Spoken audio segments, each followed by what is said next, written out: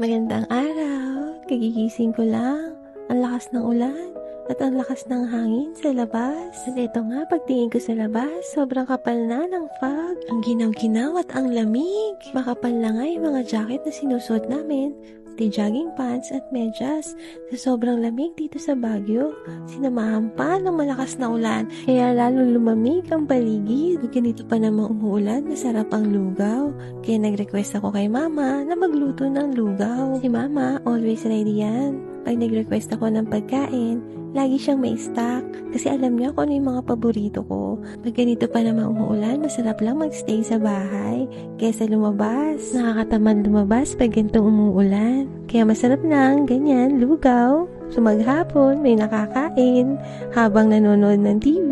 Masarap sa lugaw ang may garlic chips at saka egg. Nandito ako sa veranda kumain ng lugaw kahit sobrang lamig dito. Ito nga si Jojo, sama ng tingin sa lugaw ko. Lalo na pag ganitong bare months, ang lamig-lamig dito sa Baguio. Si Joy sa kapal ng fur niya, hindi ko alam kung nilalamig ba siya. Kasi gustong-gusto niya dito tumatambay sa veranda. Ang lamig-lamig. Lagi siya nandyan maghapon. Pumapasok lang siya para kumain. Tapos babalik ulit dyan. Si Carl naman walang pasok.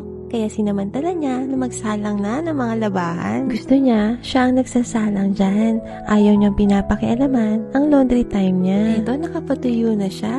Titiklupin na lang ito ni mama. Mainit-init pa. Dito kasi sa Baguio, hindi kagad natutuyo yung damit dahil sobrang lamig dito. Kaya kailangan namin gumamit ng dryer para matuyo yung mga damit namin. Once a week lang, magsalang ng labahan si Carl. At least wala nang sinasampay. Diretso tiklop na. Pag wala siyang pasok, nagagawa niya ito. Mabait si Carl, tumutulong sa mga household chores. Ito naman si Joy, pagpasok ng bahay, nakakita ng paper bag. At ayan, ginawang bahay-bahayan. Tinatawag ko nga para lumabas, kaso ayaw. Type na type niya yata dito sa loob ng paper bag. Ganyan naman ang mga pusa. Gustong-gusto nila sa loob ng paper bag. Alam yan ng mga fur mommies at fur daddies na may mga alagang pusa. Sabi ko, Joy, di ka, labas ka na. Andito na yung cat food mo. O ayan, pumayag nang lumabas. Bait at malambing itong si Joy.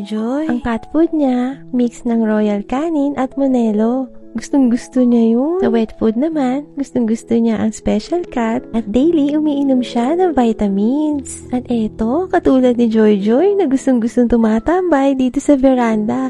Kahit sobrang lamig, kumakain pa rin ako ng lugaw dito. Sobrang kapal na nga ng fog, pero enjoy pa din kumain ng lugaw. Yun lang, ingat ang lahat. Shalom!